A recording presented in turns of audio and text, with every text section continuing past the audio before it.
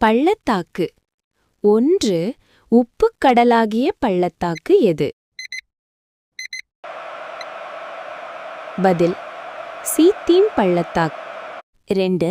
திராட்சை கொத்து என பெயர் பெற்ற பள்ளத்தாக்கு எது? பதில் எஸ்கோல் பள்ளத்தாக்கு. 3.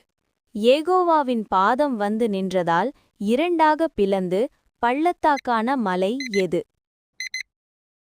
பதில் ஒலிவமலை. 4. சங்காரப் பள்ளத்தாக்கு என அழைக்கப்படும் என்று சொல்லப்பட்ட பள்ளத்தாக்கு எது? பதில் இன்னோம் குமாரரின் பள்ளத்தாக்கு. 5. யெகோவா பள்ளத்தாக்குகளின் தேவனாயிராமல் மலைகளின் தேவனாயிருப்பார் என்று சொன்னவர்கள் யார்? பதில் சீரியர்.